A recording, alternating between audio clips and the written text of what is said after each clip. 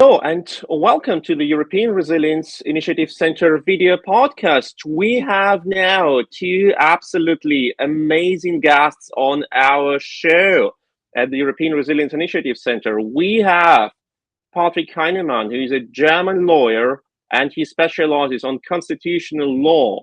And we have Yuliya Ziskina, who is a US American lawyer who came to Berlin from the US extra for this week. I wanted to say for this show, not for this week, and who specialize on enforcement on sanctions, finance, and like making bad people and bad country be afraid.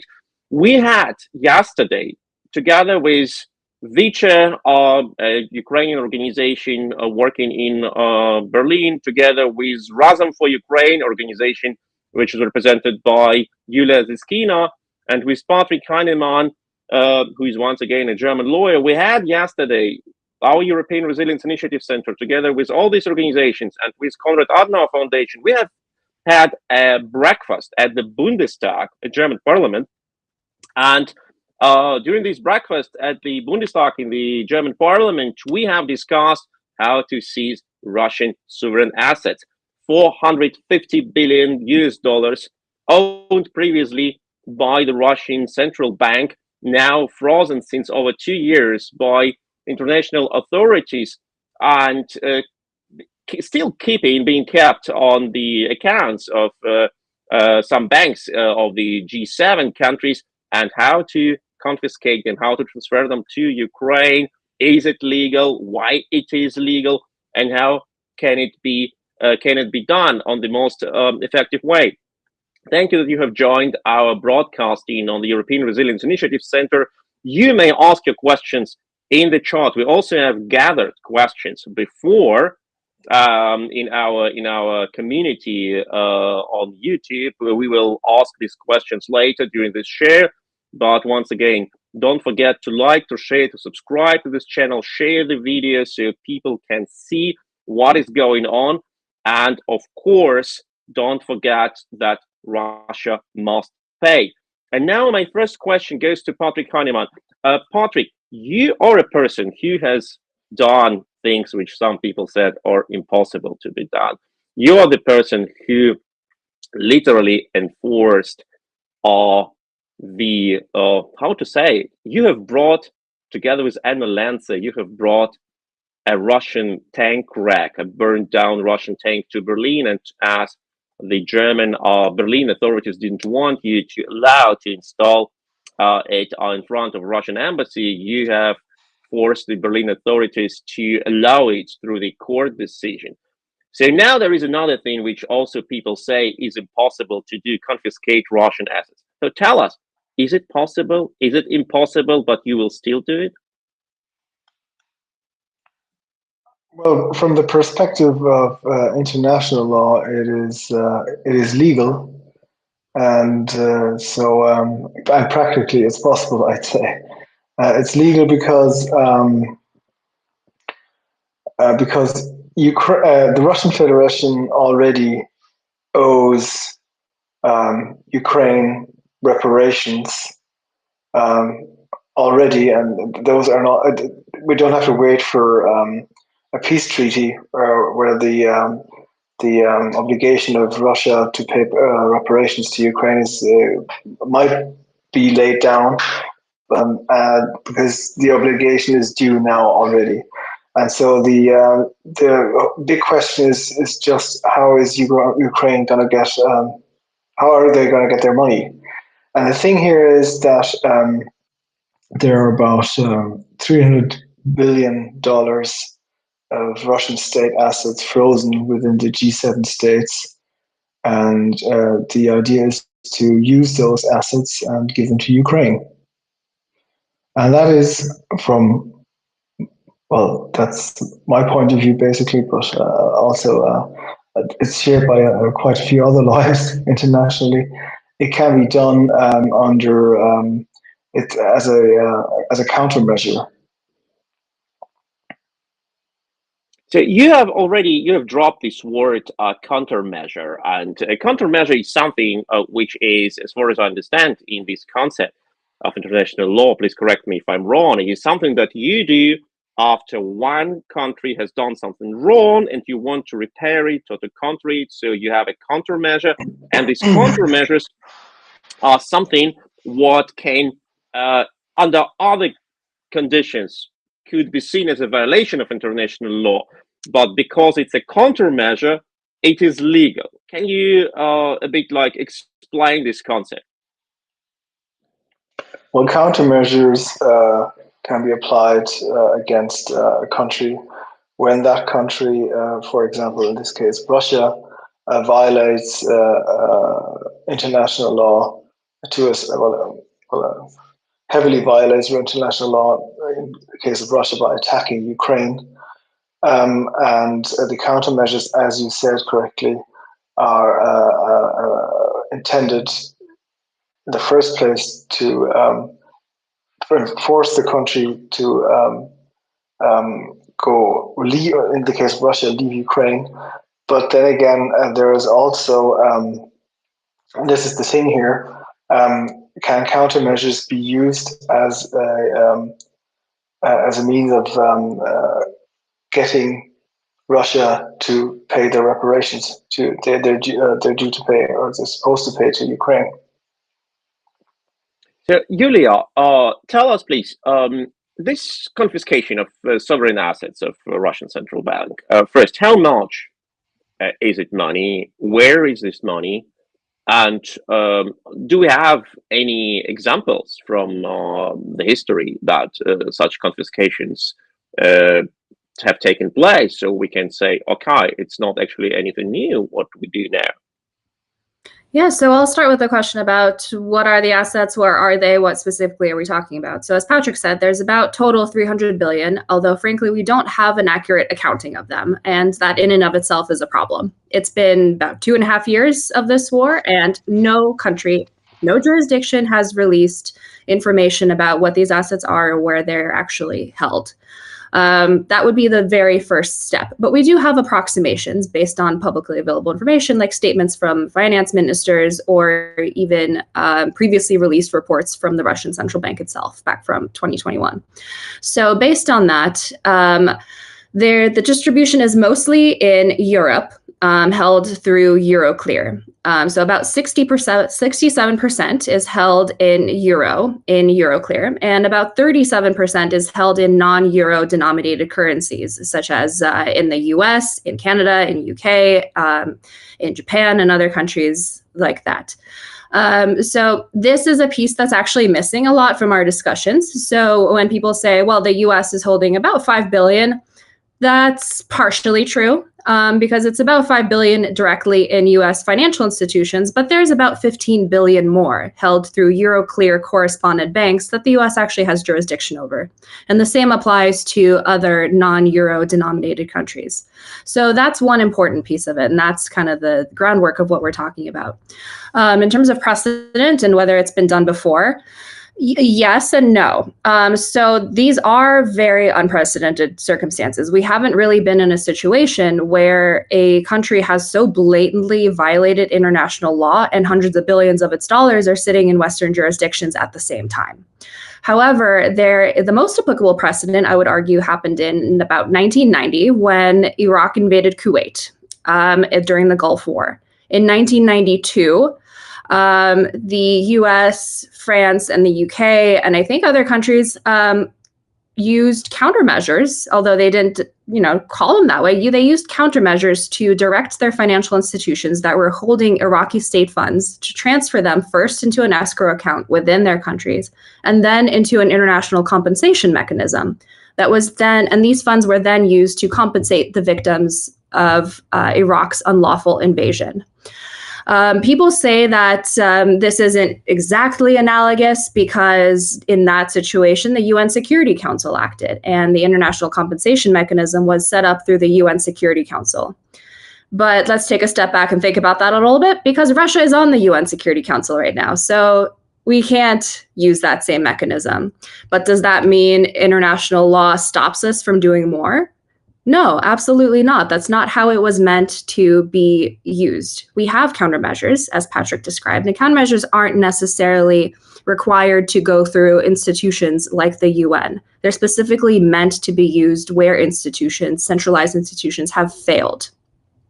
So in this situation, the UN passed a resolution, the UN General Assembly, in November 14th, 2022, calling upon member states to hold Russia accountable and that Russia must bear the responsibility of the damage that it has inflicted upon Ukraine, and for member states to establish an international compensation mechanism. This was passed through a majority vote in the UN, and it was used through this mechanism called Uniting for Peace. This is a very particular mechanism that comes into play when the UN Security Council is rendered functionless, like it is here. So it's meant to substitute. So actually, yes, we do have the groundwork. Although we don't have an exact blueprint, history often just doesn't work that way. But what we do have is analogous precedent, and what we can is analogize and do the right thing based on very similar examples from what happened in the past. That is exactly what many say now. Like, we don't have the exact parallels, but we have examples which can lead, which can be inspirations for what we can do. And as we know, like, there is the aggression. It is the case which actually nobody has faced before. United Nations Security Council permanent member and a nuclear power waged a genocidal war against another nation, which has abandoned its nukes in exchange of guarantees of security. And we don't know like what to do with that, but we should undertake certain steps based on our ideas, what is right and what is wrong. But I wanted to address a moment, like one detail you have mentioned before. You said that ECB's Christine Lagarde will not be amused. What do you mean by that? And are there any obstacles she could lay on the way of this confiscation process? So there's a recent quote from Christine Lagarde saying that to do this would be to break the international law that you seek to uphold. That is really having it backwards, because international law was never meant to prioritize property interests of an aggressor state over the rights of its victims and over international peace and security. And in fact, we do actually have the international law already. Countermeasures are not an exception. They are actually a core part of international law. They were framed by the UN International Law Commission. They are part of the Articles on State Responsibility. And we have these tools already. It's frankly perverse to say, no, we must protect property over seeking justice for these horrible crimes of aggression that Russia has committed and breaking the fundamental cornerstone of the UN Charter. Actually, yeah, I'd just like to stress this because it can't be stressed enough. It's actually countermeasures are a means of upholding the order of international law. In this case, to make Russia stop invading Ukraine. So it's actually it's really the other way around. Exactly. If we don't use them, then international law would basically be reduced to a self-defeating body of rules, and nobody wants that. We are in a turning point, and how we move forward will determine our collective values over whether we uphold international law or whether we prioritize financial institutions over the rights of people.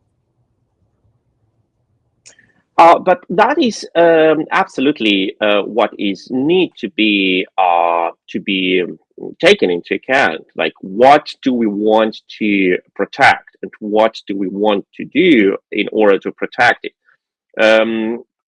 There were also the discussions recently, and yesterday, you both, Patrick and Yuliya, you have been at Bundestag and you have been speakers at the panel talking about this idea of confiscating assets. And I need to say that I've recently seen that much positive reaction from deputies of four German parties: Social Democrats, Christian Democrats, Liberals, Greens. supporting the idea of confiscating assets. But you have mentioned there this very important moment that the concept of sovereignty cannot be applied to this confiscation, because sovereignty is something which protects a sovereign state from court decisions of another state. But this confiscation should not be a court decision. It should be an action of not of judicative power, but of executive power, quite another case. And you also said that this confiscation is not cannot be compared with confiscation of property from a private person. Is quite different case. Patrick, can you a bit elaborate on this concept? Because I believe that many people, they still don't understand this fine difference between sovereignty, countermeasures, and property protection.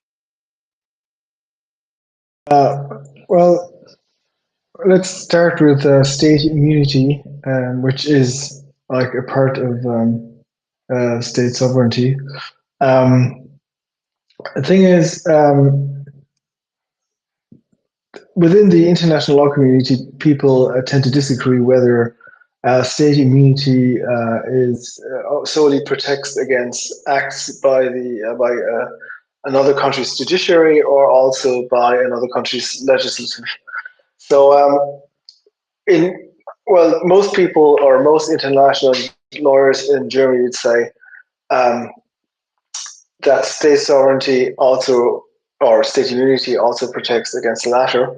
But and whereas in the Anglo-Saxon or Anglo-American international legal community, sorry, the former, and I'm just getting confused. So, but the thing is, in the end, it doesn't matter, because even if the Russian central banks' assets that have been frozen within the G7 states are protected by state sovereignty, that doesn't mean they can't be seized under by or through countermeasures. So that means practically that no protection can be done to these assets. That means that the fact that these assets have not been confiscated yet is a pure consequence that the Western countries do not want to confiscate them out of some political reasons. Well, the Russian central banks are definitely not untouchable under international law. If they were untouchable, the EU or the US couldn't have frozen them in the first place, legally. That's exactly right, because freezing in and of itself is actually a countermeasure. It's the interference with another state's property. Patrick is right that there is some, contention between international lawyers about whether sovereign immunity applies to only judicial actions. But I would say that the majority of the opinion holds that view, that sovereign immunity really only shields a state from actions by foreign courts. This was also promulgated by the UN.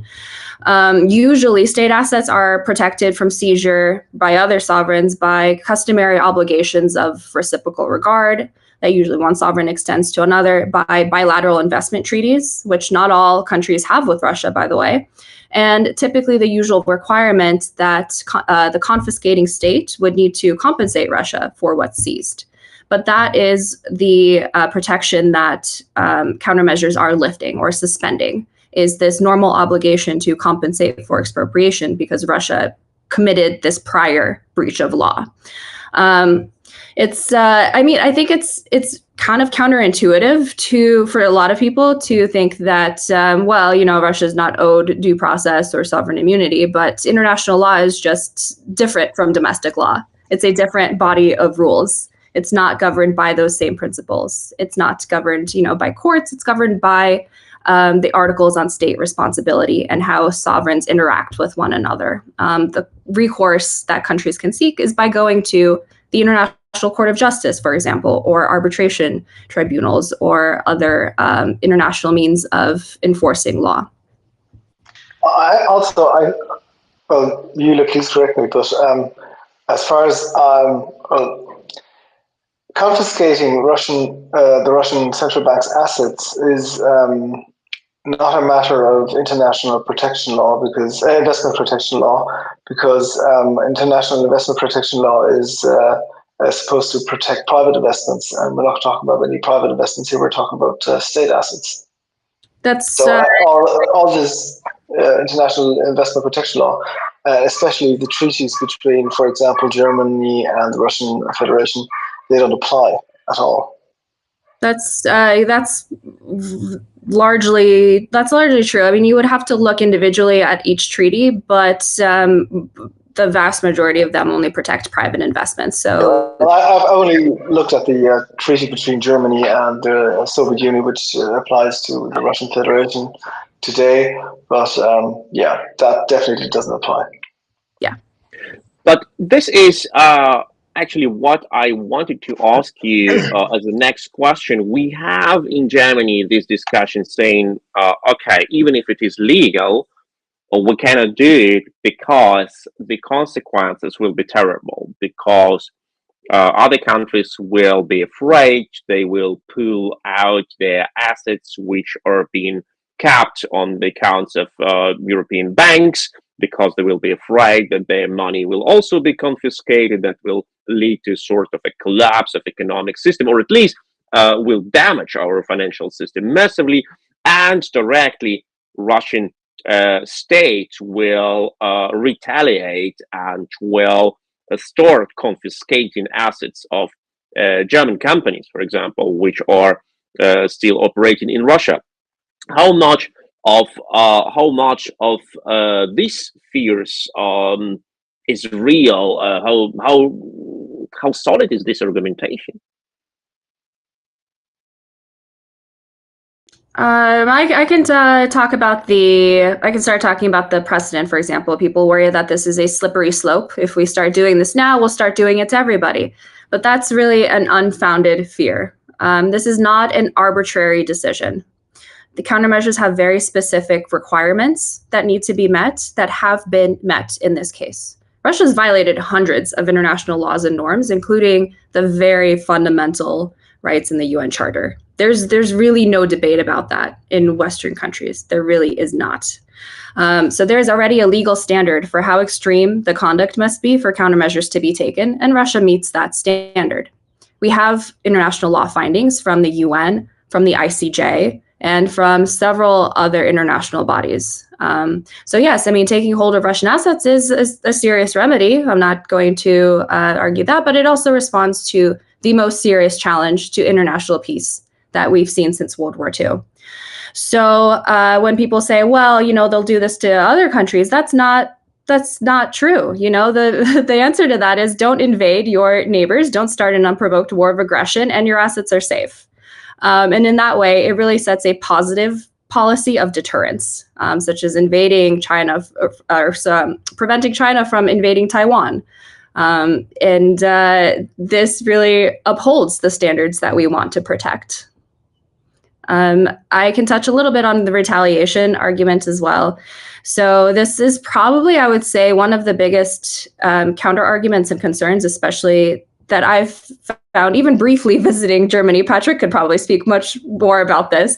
But there are a lot of countries or German companies operating in Russia, private companies. And the fear is that, well, if we confiscate Russian state assets, they'll confiscate those private ones.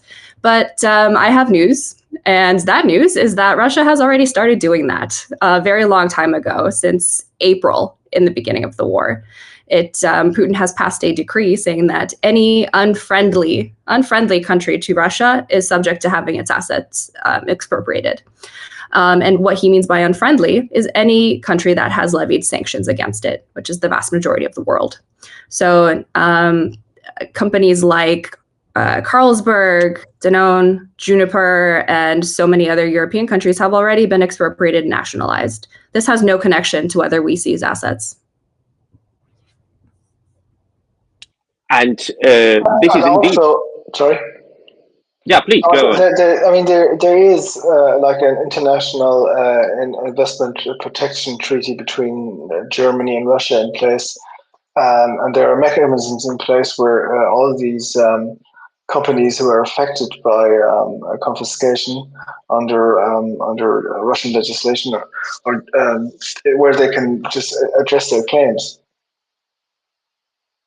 Yeah, and that's a much better way of protecting your assets than trying to rely on Russia to uphold some kind of unspoken agreement or commitment, which Russia breaks every single agreement that's in writing, much less not in writing.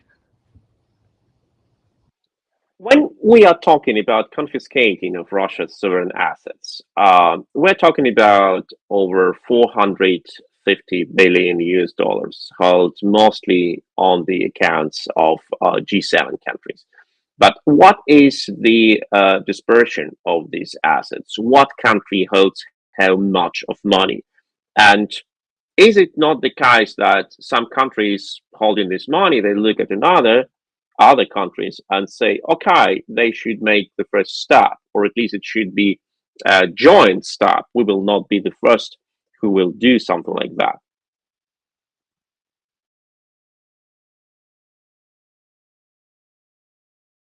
All right, I can take this one. So this touches a little bit on what I talked about previously with the locations of assets, and a lot of them being held in Europe, sure, but a significant portion in other jurisdictions like the US and the UK and Canada as well. So we've been stuck in a holding pattern basically with the G7. Yes, it is true that we must move multilaterally. This should be a coordinated effort because it concerns all of our collective interests, and moving together multilaterally also helps protect the financial market. However, this has really resulted in sort of it really is just a vicious cycle. When one country is resistant, then the others are resistant, and we are moving at the speed of the slowest member. There are countries who are ready to go forward with this. For example, the US has passed a very decisive law giving the US president authority to seize assets. However, it's not moving forward on this law because it wants to move multilaterally with its partners in Germany, in France, in other European countries, and with the G7 as a whole. So that's sort of the tricky part. But we need these reluctant countries to step forward and to signal their agreements that, yes, we want to move multilaterally, and we can't keep appeasing those who are resistant. We need somebody to take a leadership role. The problem is, the vast amount of the money, I think we're talking about $200 billion is locked in Belgium. But Belgium is a rather small country, and Belgium is definitely not going to act unilaterally. And it's not supposed to act unilaterally.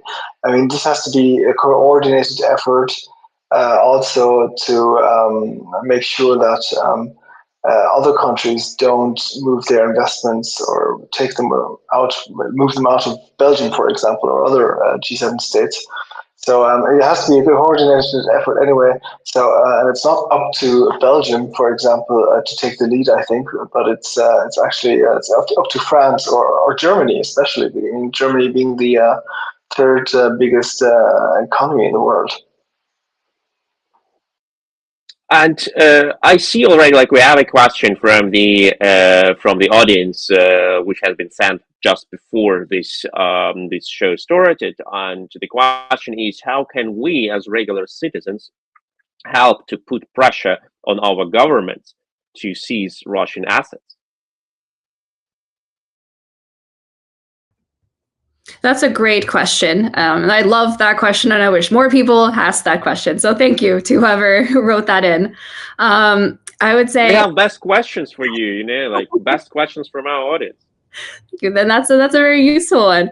So I think a lot of this topic has been perceived as something for the experts. It's something that relates strongly to international law and to financial economy, and we have all of these creative financial engineering schemes, blah blah blah. But really, you know what? It's not that hard. It really is simple enough for the public to understand that currently Western countries are protecting Russia's assets more than they're protecting their own taxpayers. Yes, it is in all of our collective interests, and it's in the collective interest of Western taxpayers to also, help Ukraine's defense and to help Ukraine rebuild itself. But the bulk of that money should be coming from Russia. And right now that Russia's not paying, and Russia needs to pay. So in terms of what the public can do, please advocate for this. Please talk about it among your circles, among politicians, write to your representatives, be loud about it. You don't need to be an expert and to know every in and out of international law to know that Russia must pay, that the aggressor must pay, and that's really the bottom line. But that is what Patrick Heinemann mentioned yesterday at this event at the Bundestag. We have the we have not only amount of damage which Russian aggression brought to Ukraine, and we're talking about hundreds of billions of US dollar only of direct damage caused by Russia. We have also money which has been paid by the European countries and by Canada and by the United States in form of military support, in form of macroeconomic support. And this money doesn't come from nowhere. It is taxpayers' money, as you said just now, Yuliya.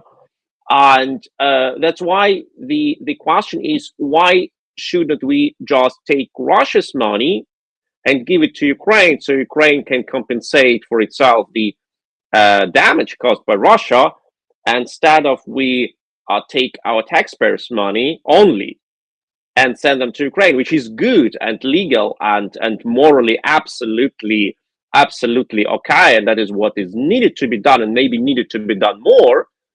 But in addition to that, why not to take 450 billion of Russian money, dirty, bloody money, and send this money where this money needs to be spent? Is there any political discussion addressing this aspect of the problem? Patrick, maybe you can tell more about German discussion.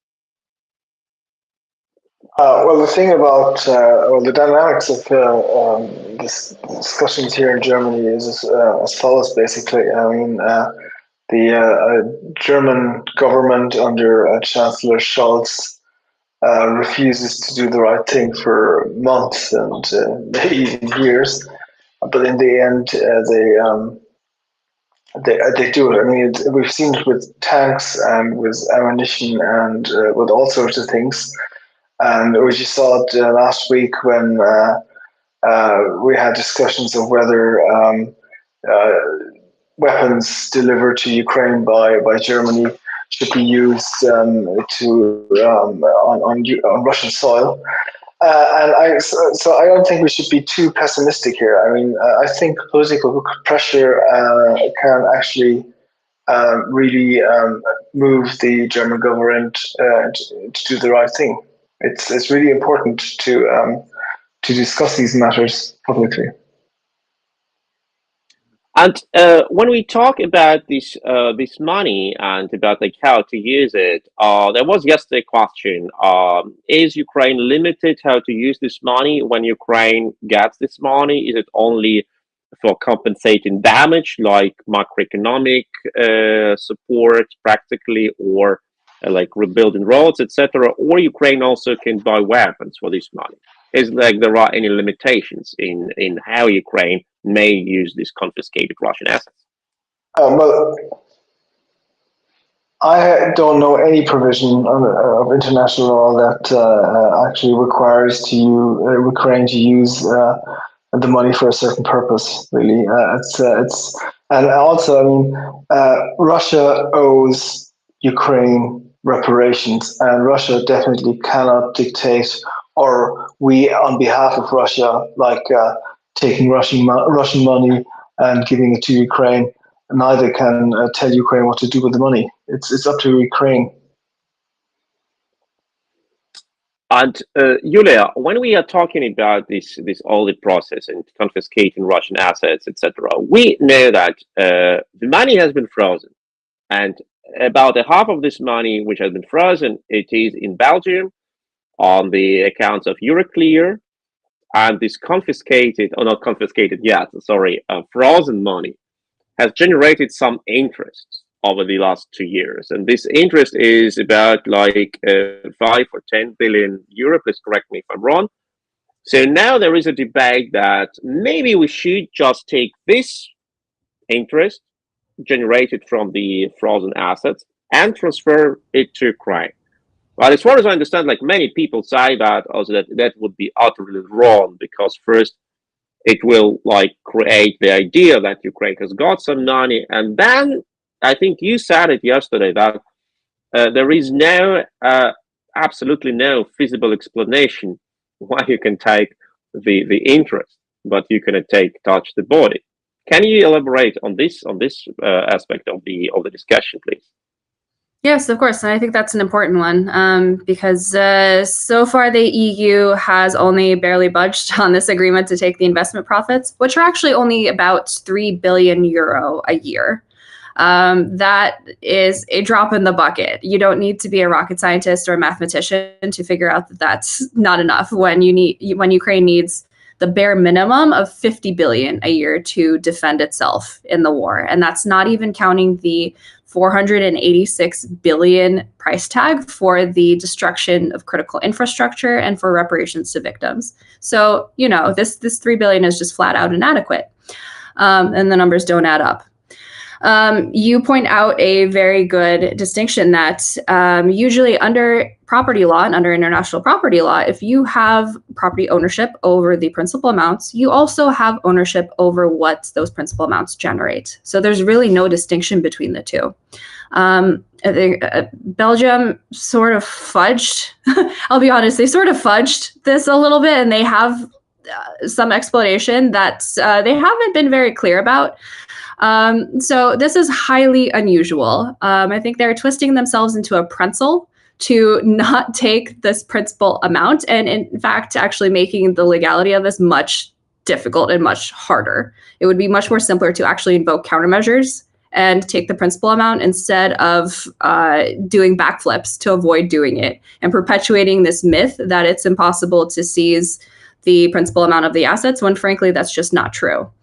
I also want to point out that it's really the bare minimum measure, because what it really does is it prevents Euroclear and prevents Belgium from profiting off of the war. These windfall profits would not have accumulated had it not been for Russia's unprovoked aggression and then the subsequent freezing of those funds.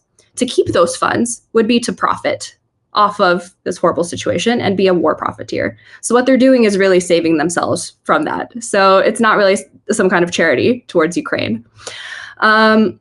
I would also on top of that, this agreement only concerns future profits that are accrued by Euroclear, not the profits that were accrued in 2022 and 2023, which amount to approximately 5.2 billion. So what happens to those 5.2 billion? Well, currently Euroclear shareholders get to keep them. And that should be much more of a scandal than it really is, because this really positions Euroclear and Belgium, by extension, as Western Europe's largest war profiteer. To put it mildly, it is very troubling to see Euroclear's efforts to block the use of this 300 billion while also simultaneously retaining 2 years worth of $5.2 billion of windfall profits when victims in Ukraine are in dire need of funds and Ukraine needs this money to survive. The public needs to know that, and Euroclear and the ECB and Belgium are doing a very good job of ignoring this reality. But this confiscation, I have heard opinions that the confiscation itself is a sort of more or less an obligation that the countries which keep this money on their Russian money on their accounts, that they are more or less obliged to confiscate them to fulfill their obligations in sort of like preservation of international law from being violated. Is it like too broad interpretation what countries should do?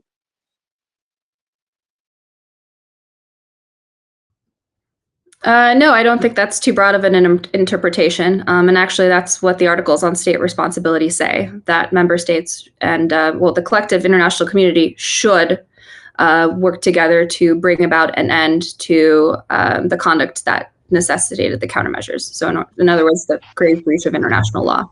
I think what the German and the European public needs to learn is that confiscating Russian state assets is a means of winning this war, and it's which is in the very interest of every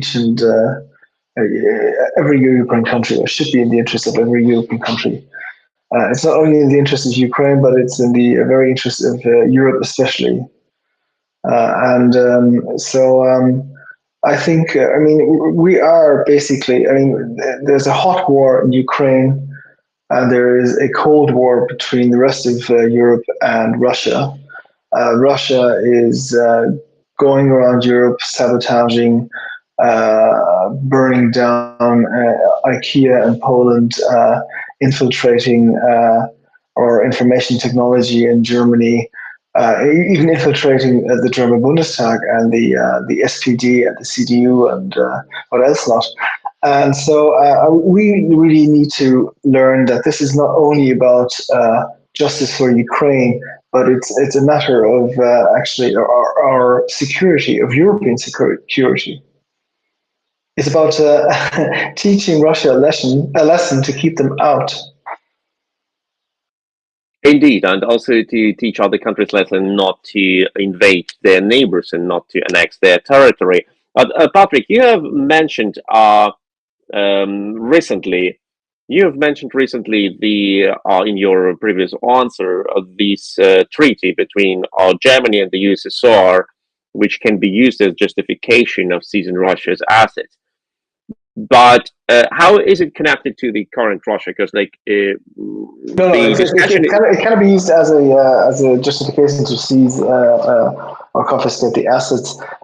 These treaties, there is a specific treaty between the former Soviet Union and the Russian Federation, or today's Russian Federation, which is meant to protect private investments by either Russian countries in Germany or vice versa, German countries in Russia.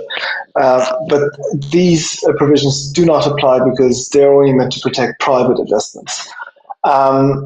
The question you just asked me, why do these treaties apply? It's just basically, under the vast majority of states have accepted that the Russian Federation is the successor of the Soviet Union. That's why the Russian Federation holds a seat at the UN Security Council, for example.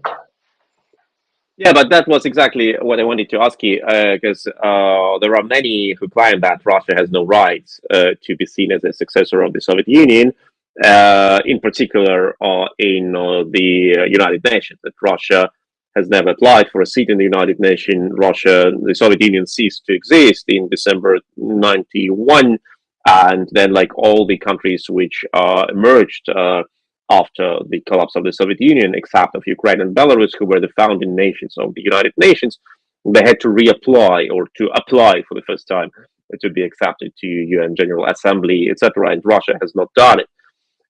But it can be like a bit separate discussion, like not directly related to asset seizure of the Russian Federation, of course. I mean, we're looking for a solution to this problem that is going to be accepted by, or can be accepted by a majority of states in the international community. And I don't think we're going to make that happen if we just go to people and tell them, well, basically,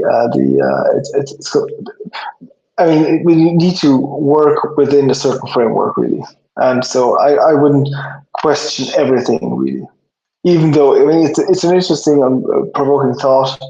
And I agree with you that maybe Russia shouldn't hold a seat at for example, the UN Security Council for several reasons, really. But I don't think we shouldn't go down that road, really. And don't forget that we are now live on this European Resilience Initiative Center show together with Patrick Heinemann, who is a German lawyer, an expert in constitutional law, and a person who advocates for confiscating Russian sovereign assets being frozen since over 2 years on the accounts of the G7 countries, and Yuliya Ziskina, who is a US lawyer and is an active member of Razum for Ukraine, NGO which supports Ukraine, and she focuses since a long time on enforcement of sanctions and enforcement of sanctions now in particular in form of confiscating Russia's sovereign assets. Yesterday morning, both Patrick and Yulia have been to German Bundestag, German parliament, where they participated as speakers in a parliamentary breakfast dedicated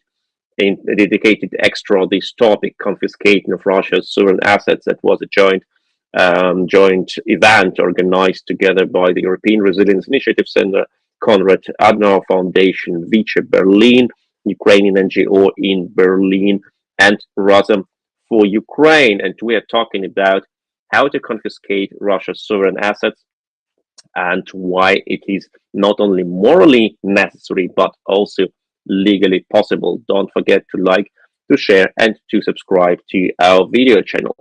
And my next question, Yuliya, is for you.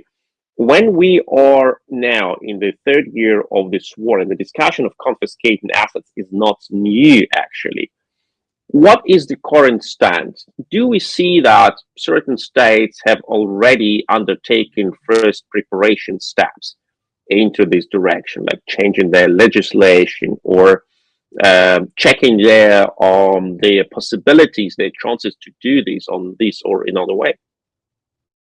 Yes, we have.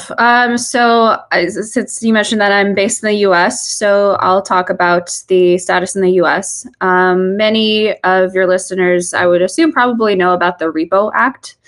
I actually helped draft it and passed it, and it took a lot of work, let's just put it that way, but it was not impossible. And I think that's really the lesson to take here too.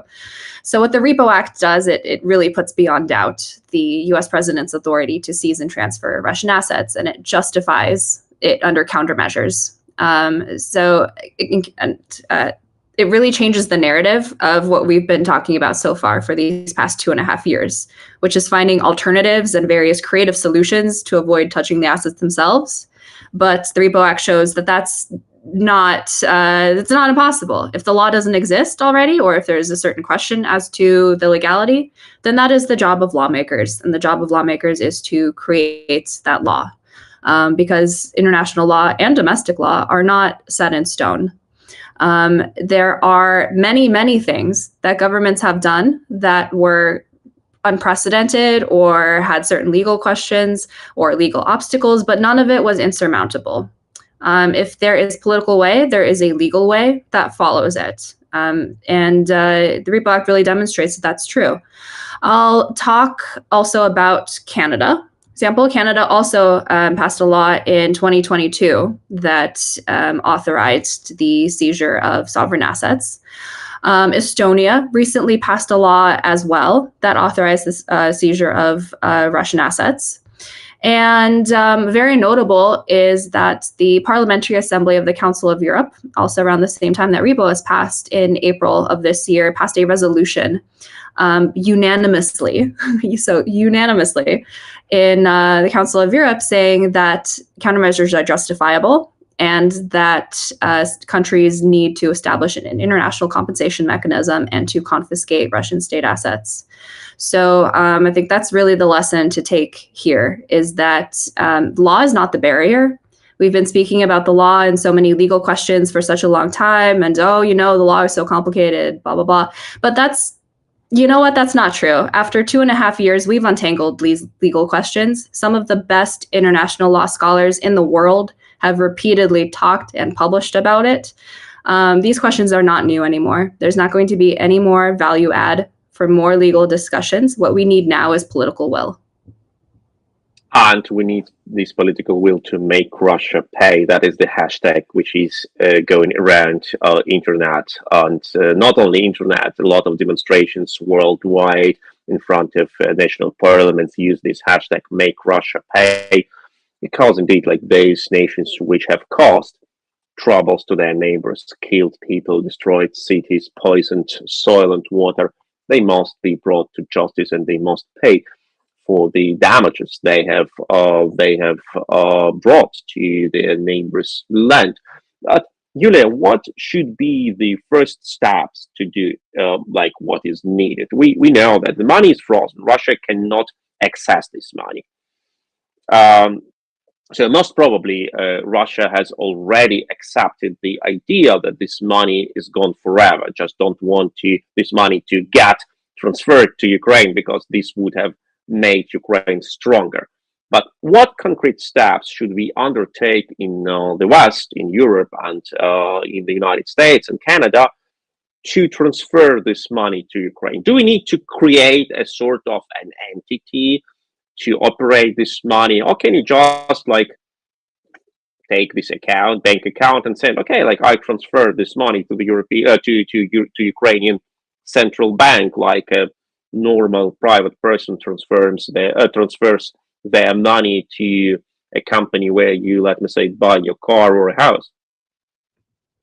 So yeah, I'll break it down step by step. Actually, before we start talking about transferring assets, the first number one step is to for countries to publicly and definitively publish an accounting of those assets and to provide greater transparency about the amounts and locations of those frozen funds. And that let me interrupt you here. I'm sorry for being that aggressive in this question, but your answer lets me assume that we don't know what kind of assets are there and how much. Can it be true? I think financial institutions probably do know. However, they haven't been required to disclose, and that is a huge problem. The Western countries have all sorts of anti-money laundering laws, know your customer laws. So I think it would be difficult to say we don't know, but publicly we don't have that information. So publicly there needs to be greater transparency, and that's a crucial step towards enabling the public and lawmakers to have a better understanding of what's missing or yet what's undetected. So that's really the first step. And that's the first step in the REBO Act too, by the way. So the president needs to account for this by mid-July. Step number two would be to create an escrow account or some kind of holding fund within individual countries at first to isolate and to segregate all of the assets that are held in that country. In regards to your question about whether they can be directly transferred to Ukraine or some other mechanism, there's two ways to do it, I think, and there's two schools of thought.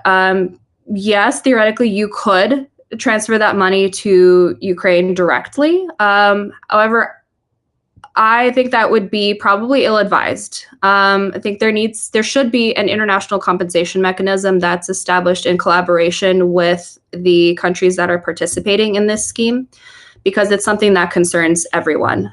There should be greater collaboration and accountability, and this also helps foster transparency and anti-corruption measures as well. And this is really what the Register of Damage is meant to do. The Register of Damage is the first step towards building this international compensation mechanism. It accounts for the damage that has been done in Ukraine, and the next step will be to build this centralized mechanism. I absolutely agree with Yuliya here, because I think it's also a matter of acceptability. And here we have a comment. It's more a comment than a question from Andreas Hope in the commentary in commentaries under this video.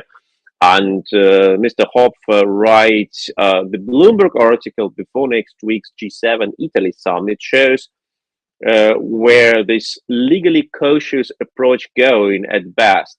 A loan repaid with the returns generated by the seized Russian assets, said Smiley. And this is what is going on. For many politicians, it looks like the best solution is to give Ukraine something without touching the body of the assets, and not even like giving the money from this part of the assets in form of interest, windfall, the windfall profit, but even like transferring this sum into some sort of a loan which Ukraine needs to repay later. Like, where is it going, and what is the intention behind this? Like cutting the whole thing into pieces and then the pieces into pieces. Is it in order to not give Ukraine anything? Is it because of fear? So yes, I can talk about that a little bit. So this is a U.S.-initiated proposal, which might seem contradictory. You might ask yourself, given the Repo Act, which authorizes the president to do this. But make no mistake, the view of the U.S. administration and the Treasury is that it is legally and justifiable to actually confiscate the assets. But this collateralization proposal is being largely proposed to find a common ground and a compromise with reluctant countries in Europe, and mainly Germany. Not to put you guys on the spot, but I do want to be ruthlessly pragmatic in recognizing that the situation in Ukraine is really bad. Ukraine needs money. And passing another supplemental bill through the US or through the EU is politically probably fairly thin, especially in the US. So this would be a step in the right direction, I think, but it is definitely not a stopping point or a substitute for full confiscation. 50 billion can sustain Ukraine for a year of war. But after that, we need to be looking more long-term. If this is the political reality now, you know what? Fine, if this is what needs to happen, Ukraine needs this money fast. But we need to leave the door open to confiscate the rest of the 300 billion and to sustain Ukraine throughout the war and to help it rebuild. Another point I really want to make is that in the long term, this proposal really falls short of the rhetoric that often surrounds it, of making Russia pay and unlocking the value of Russia's frozen assets. But that's not true. This doesn't actually make Russia pay because it does not use the Russian assets themselves. This proposal is specifically designed to avoid confiscating the assets in order to abide by these just fairly arbitrary political red lines that were drawn by reluctant countries. So, while any measure to provide money to Ukraine is a good one, this is not to be confused with accountability or responsibility for Russia. So I want to be very, very clear about that. Unlocking the real value of the assets would be to confiscate the full 300 billion. Otherwise, it's just disingenuous doublespeak.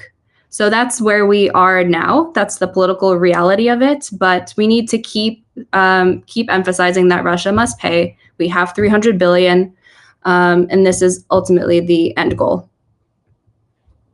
Yeah, and here, we came the comment. I think it's a comment on your answer to the remark by Andreas Hopp. He's writing, the problem thus is not so much transparency or feasibility, but the material production and deliveries lack of potential will. So indeed, it's political problem and lack of the will. But my question is to Patrick. Can we say that, and I think yesterday it was pretty clear during the discussion in the Bundestag, that there are ideas that some national states in Europe especially, they don't want to undertake the steps first, and they want to see a European Union decision, while the European Union is actually not quite responsible for what is going on with Euroclear, and Euroclear is not a European Union jurisdiction, but a Belgium jurisdiction. Or is here some gray zone where no clear rules have been developed yet, so we can practically shape any approach, a national approach or a common European approach, if we would like to?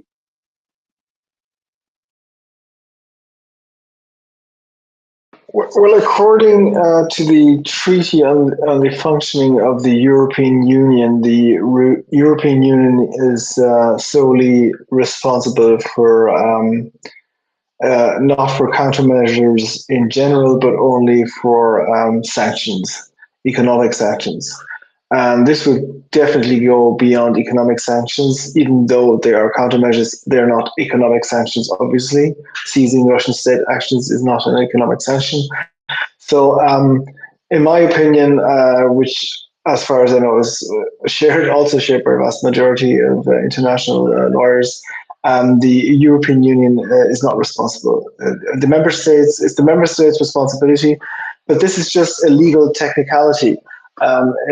From a political point of view, and also from an economical point of view, this needs to be coordinated, definitely. So you won't have like people evasions from the seizing regime.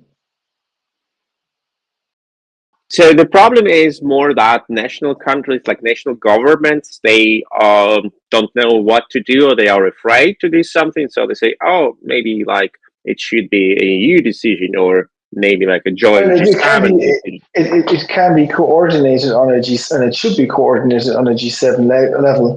And if the G7 act as a whole, then nobody needs to be afraid. But like from a strictly technical point of view, it needs to be done on the law needs to be enacted on the national level. And what can be done now? Like we have the next G7 summit in Italy, and we have in Germany, we have like Ukraine Recovery Conference. We have Peace Summit in Switzerland.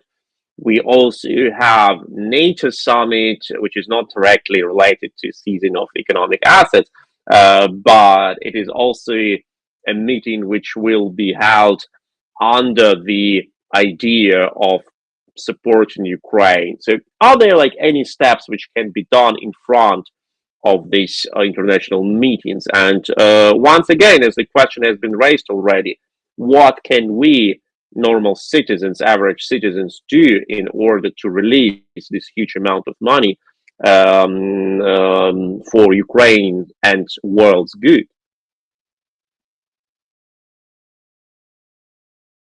Well, what people can do is, like as constituents, we can just write to our local members of parliament and ask them about this, and also write articles, write about these things on social media, and just to make sure this is addressed in the public. I would also add on to that, completely agree, write to your governments, write op-eds, write articles, but also arm yourselves with the information, because there's a lot of misinformation that's floating around, a lot of which you've brought up today, Sergey, is these misperceptions and various myths about, well, it'll crash the financial market, Russia will retaliate, blah, blah, blah. Like we hear these same things over and over again. So it's really important for listeners to know the actual information and to spread truth and not misinformation. Indeed, and we know that that is maybe Russia's most important weapon and most effective weapon: misinformation, disinformation, sowing of fears, sowing of uncertainty. And the Russians, they never want, practically in their propaganda, to convince you of something. In most cases, they want to convince you only in uncertainty, that there is no truth, that the world is not clear, we don't know what is truth, and we don't know what to act, because they want us to be prevented from action. That is how they make us weaken. It was a live stream show with Patrick Heinemann and Yuliya Ziskina. Patrick is a German lawyer specialized on constitutional law and an advocate for confiscating of Russia's sovereign assets frozen since February 22. And Yuliya is a United States lawyer who works for organization Razum for Ukraine and an NGO focusing on support for Ukraine.